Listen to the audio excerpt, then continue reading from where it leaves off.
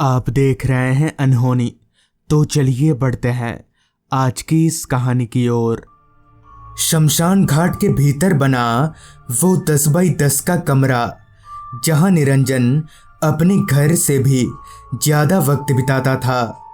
दरअसल उसका काम था शमशान में आने वाले मुर्दों की रजिस्ट्री करना, यानी उन मुर्दों के मरने की वजह और नाम शमशान के रजिस्टर में लिखना।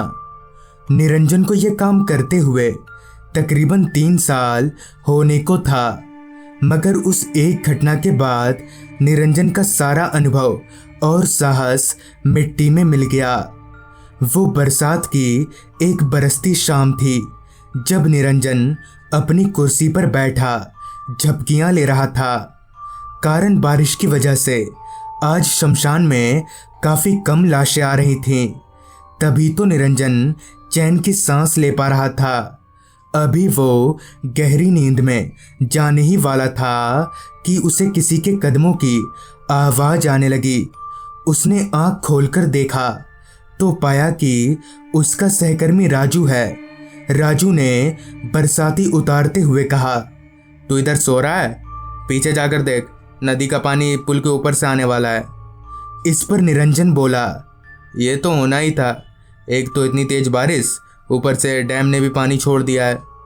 निरंजन ने इतना कहा ही था कि अचानक ही कमरे की लाइट चली गई और रूम में चारों तरफ अंधेरा पसर गया। निरंजन ने पास ही के टेबल पर रखी बैटरी टॉर्च को जलाया। पहले तो निरंजन ने कुछ देर तक बिजली आने का इंतजार किया, मगर जब लाइट नहीं आई तब उसने लालटेन जलाया और टॉर्च बुझाकर फिर से उसी टेबल पर रख दिया। लालटेन की मध्यम रोशनी में राजू ने निरंजन की ओर देखते हुए कहा, लो अब लाइट भी चली गई, अब जब तक तूफान नहीं रुकेगा लाइट को भूल जाओ। अभी वो दोनों बातें कर ही रहे थे कि तभी कमरे के बाहर से कुछ लोगों की आवाजें आने लगी।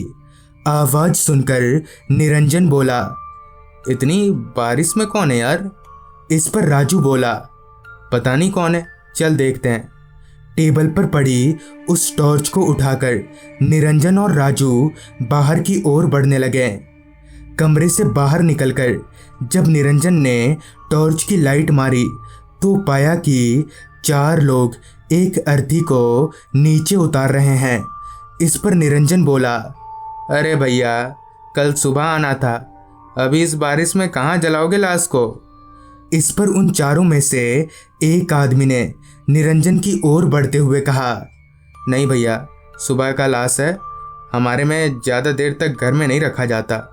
ये सुनकर निरंजन ने एक दफ़ा टॉर्च की लाइट कफन में लिपटे उस लाश के चेहरे पर डाली तो पाया कि एक हट्टा कट्टा जवान लड़का है। उम्र यही कोई 23-24 साल की रही होगी। उस लड़के के चेहरे पर से टॉर्च की रोशनी हटाते हुए निरंजन बोला, क्या हुआ था?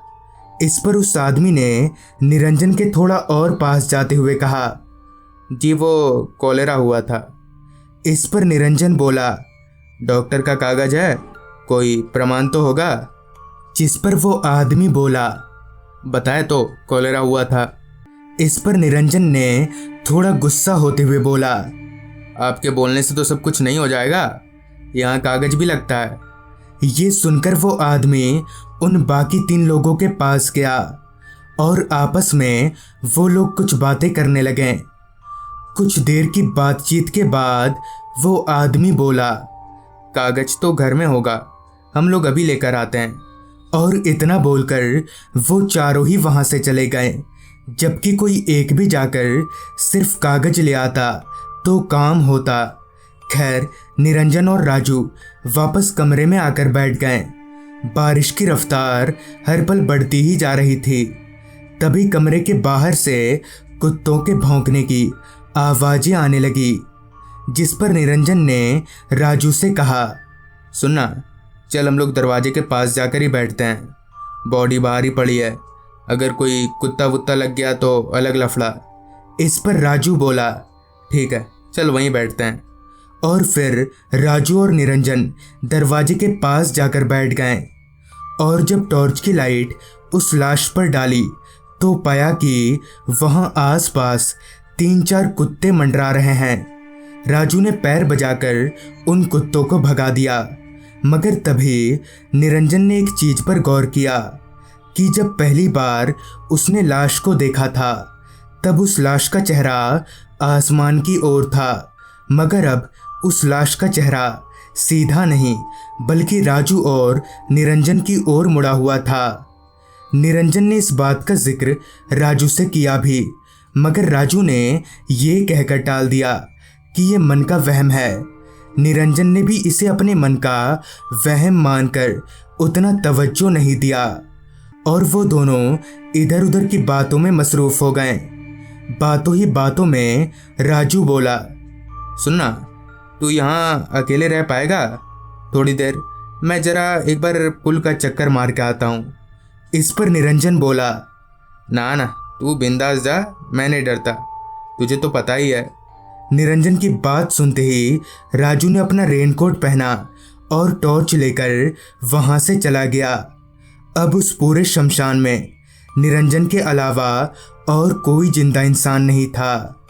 अभी तक लाइट नहीं आई थी, इसलिए उस कमरे में रोशनी का एकमात्र जरिया लालटेन ही थी, जिसका केरोसिन भी अब खत्म होने वाला था। चारों तरफ सिर्फ खामोशी और अंधेरा छाया हुआ था, और जब उस खामोशी में सनसनाती तेज हवाएं पेड़ के पत्तों को छूकर गुजरती तब एक अजीब किस्म की आवाज पैदा होती। खैर निरंजन काफी हिम्मत वाला था, इसलिए वो चुपचाप अपनी कुर्सी पर डटा रहा।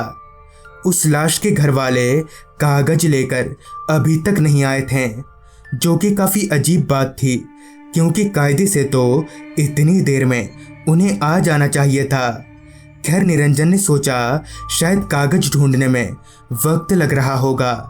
इसी बीच निरंजन ने टॉर्च मारकर बाहर के माहौल का जायजा लेना चाहा, मगर जब उसकी टॉर्च की लाइट उस लाश पर पड़ी तो उसके चेहरे की हवाइयाँ उड़ गईं, क्योंकि फिर एक बार उस लाश का चेहरा पलट चुका था और उसके शरीर पर से कफन भी हट चुका था।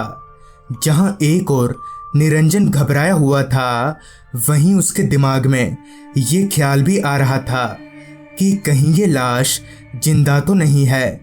निरंजन अपनी कुर्सी पर से उठा और हिम्मत दिखाते हुए छाता लेकर उस लाश की ओर बढ़ने लगा।